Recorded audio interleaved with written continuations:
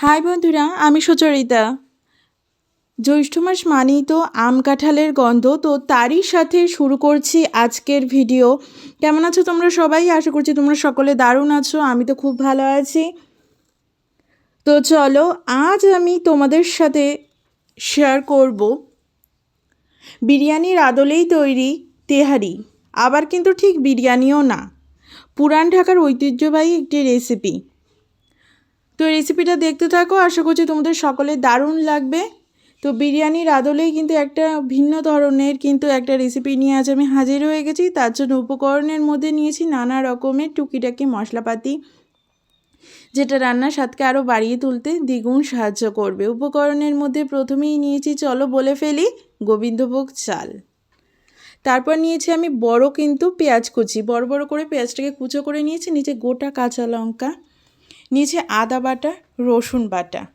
তারপর উপকরণের মধ্যে আমি নিয়েছি এখানে কিমা পেঁয়াজের নিয়েছি, পেঁয়াজটাকে কিমা করে নিয়েছি। নিচে সিক্রেট মশলা, গোটা গরম মশলা, নিচে শুকনো লঙ্কার গুঁড়ো, জায়ফল জয়িত্রী নিয়েছি, গোলমরিচের গুঁড়ো নিয়েছি আমি মিট মশলা, আর নিয়েছি আমি এখানে নুন, আর কিন্তু গরুর দুধ, কেওড়া জল, গোলাপ জল, আর ঘি নিয়েছি। আর উপকরণের মধ্যে সর্ষের তেল। তো এই সামান্য কিছু উপকরণের ব্যবহারে কিন্তু সম্পূর্ণ রান্নাটা করব। দেখতে থাকো, আশা করছি তোমাদের সকলে দারুণ লাগবে। তারপর উপকরণের মধ্যে নিয়েছি আমি এখানে চিকেন, ছোট ছোট টুকরো করে নিয়েছি আমি টক দই। এখানে চিকেনটা কিন্তু খুব ছোট টুকরো হবে, চিলি চিকেনের সাইজ। কেমন, তাতে করে রেসিপিটা দারুণ স্বাদের হবে। তারপর উপকরণের মধ্যে আমি অ্যাড করে দিচ্ছি কড়াইতে সর্ষের তেল, গোটা গরম মশলা আর জয়িত্রীটাকে দিয়ে ভালো করে টেলে নিচ্ছি, একটা সুন্দর স্মেল আউট হবে। তারপর কিন্তু বড় বড় করে পেঁয়াজ কুচি কেটে রেখেছিলাম, সেটাকে অ্যাড করে দিলাম কড়াইতে, দিয়ে ভালো করে মিক্স করে পেঁয়াজটাকে ভাজা ভাজা করে নেব। পেঁয়াজের থেকে কাঁচা ভাব কেটে আসা অবধি ওয়েট করব।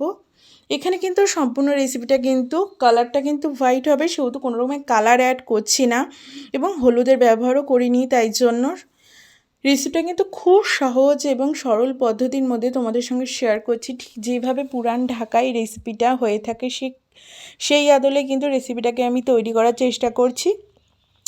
দেখো, পেঁয়াজটাকে ভাজা ভাজা করে নিয়েছি, পেঁয়াজ থেকে কাঁচা ভাব কাটিয়ে নিলাম। এরপর আমি উপকরণের মধ্যে অ্যাড করে দিচ্ছি এখানে আদা বাটা আর রসুন বাটাটাকে, কেমন, দিয়ে ভালো করে পেঁয়াজটাকে একটু ভাজা ভাজা করে নেব। মশলা কষে আসছে, তারপর কিন্তু নুন অ্যাড করছি, নুন অ্যাড করে দিলাম, দিয়ে আর একটু কষে আসলো। তারপর উপকরণের মধ্যে গোলমরিচের গুঁড়ো অ্যাড করছি। তারপর এরপরে অ্যাড করে দেব পরবর্তী উপকরণ, দেখতে থাকো। দিয়ে দিচ্ছি শুকনো লঙ্কার গুঁড়ো, তারপর দিচ্ছি সিক্রেট মশলা। তো এইদিকে আমার সমস্ত উপকরণ একে একে আমি অ্যাড করে দিয়েছি কড়াইতে। এরপর কিন্তু কী করছি, মুরগির মাংসগুলোকে অ্যাড করে দিচ্ছি।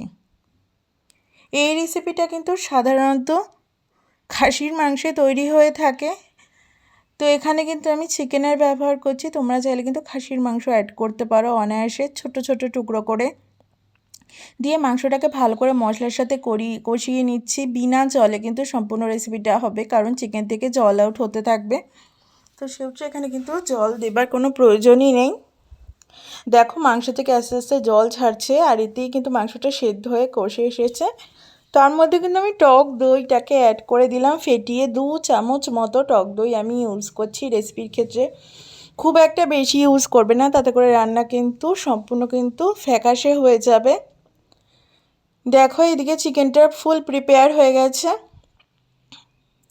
এভাবেই শুধুমাত্র যদি চিকেন তোমরা যে কোনো রাইসের প্রিপারেশনের সাথে সার্ভ করো, খুব ভালো লাগবে, দুর্দান্ত স্বাদের কিন্তু কম্বিনেশন হবে। এছাড়া কিন্তু বাটার নান, কুলচা এগুলোর সাথেও কিন্তু দারুণ লাগবে। ট্রাই করতেই পারো অনায়াসে, দেখবে দুর্দান্ত স্বাদের কিন্তু রেসিপিটা হয়েছে। চলো, গ্যাসটাকে অফ করে দেবো, রান্নার পরবর্তী স্টেপে চলে যাব। এরবার আমি কি করে নেব বলো তো, চালের প্রিপারেশানটা। এখানে গোবিন্দভোগ চালটাকে আমি ভালো করে জলে ধুয়ে জল ছাড়িয়ে শুকিয়ে প্লেটে ছড়িয়ে দিয়েছি। কড়াইতে এদিকে আমি গোটা গরম মশলা জয়িত্রীটাকে সর্ষের তেলে ফোড়নে অ্যাড করছি। ফোড়নটা গরম হয়ে আসুক, একটু টেলে নিক, তারপর অ্যাড করে দিচ্ছি পেঁয়াজ কিমা। পেঁয়াজ কিমাটা দিয়েও ভাজা ভাজা করে নিচ্ছি। আর এর মধ্যে আদা বাটা রসুন বাটা সামান্য পরিমাণে অ্যাড করছি, দিয়ে ভালো করে ভাজা করে নিচ্ছি। দেখতেই পাচ্ছ কিমা এখানে ভালো করে পেঁয়াজ কিমা কুক হয়ে গেছে। তারপর কিন্তু জল ছড়িয়ে নেবা গোবিন্দভোগ চালটাকে কিন্তু আমি অ্যাড করে দিলাম। তারপর এইদিকে আমি চালটা যে 3-4 মিনিট ভালো করে ভাজা করে নিয়েছি, তারপর জল অ্যাড করছি। চালটাকে ভালো করে ভাজা করে নিতে হবে, নইলে কিন্তু সম্পূর্ণ রেসিপি দলা পাকিয়ে যাবে। তো দেখতেই পাচ্ছ চালটা এইদিকে আমি ভালো করে 3-4 মিনিট ভাজা করে নিয়ে ঝুরঝুরে করে নিয়েছি। তারপর পরিমাণ মতো জল দিয়ে দিয়েছি। এবার সেদ্ধে বসিয়েছি। সেদ্ধটা ভালো করে চালটা হয়ে আসুক, পোলাওয়ের মতো ফুরফুরে হয়ে যাবে চালটা।